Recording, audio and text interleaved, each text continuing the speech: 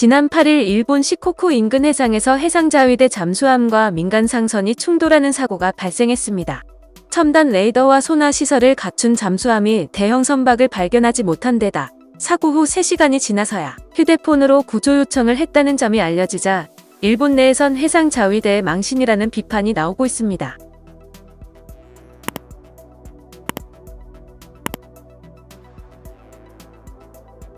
이번 사고로 잠수함에 타고 있던 3명이 경상을 입었으며 당국은 잠수함이 입은 손상은 심각하지 않아 운항을 계속할 수 있었다고 밝혔습니다.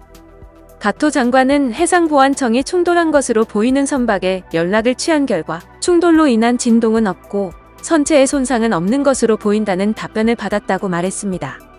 일본 정부는 이번 잠수함 충돌 사고로 총리관저 위기관리센터에 정보연락실을 설치했습니다. 스가 요시히데 총리는 정보 수집에 만전을 기하도록 당부했습니다. 하지만 일본 해상자위대가 운용하는 잠수함 소류가 대형 상선과 충돌한 후 승조원들이 3시간이 지나서야 휴대폰으로 사고를 신고한 것으로 드러났습니다. 일본 매체에 따르면 승조원들은 사고 후 약 3시간 22분이 지난 오후 2시 20분께 휴대폰으로 신고했다고 보도했습니다. 이후 보도가 되고 논란이 되자 기시 노부오 일본 방위상은 당시 잠수함이 잔망경을 통해 상선을 봤지만 제때 피하지 못했다며 충돌에 대해 극히 유감스럽다고 밝혔습니다. 이날 가토 장관은 9일 정례 브리핑에서 국민에게 심려를 끼쳐 대단히 죄송하게 생각한다고 사과하면서 통신수단이 불통이 되면서 보고가 늦은 점에 대해서는 개선해야 할 과제다. 강한 문제의식을 갖고 검토하겠다고 말했습니다.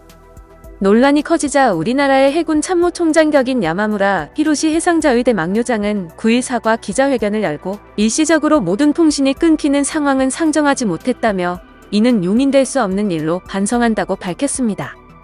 2009년 취역한 소류는 길이 84m, 배수량 2,950톤급 잠수함입니다. 어뢰 발사관 6기를 탑재했고 정원은 65명입니다. 앞서 소류는 8일 오전 10시 58분쯤 고치현 아시즈리미사키 앞바다에서 부상하던 중 수면 위에 있던 홍콩 상선을 미처 발견하지 못하고 충돌했습니다. 이 상선은 중국 칭다오에서 9만 톤의 철광석을 싣고 일본 오카야마로 가던 중이었습니다. 일본의 자위대는 지난 2006년 11월 미야자키현 앞바다에서 연습 잠수함 아사시오가 수중에서 떠오르다 파나마 유조선과 충돌한 적이 있습니다.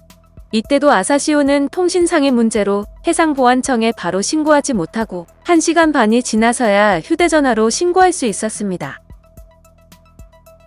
영상을 시청해주셔서 감사합니다. 여러분의 좋아요, 구독은 큰 힘이 됩니다.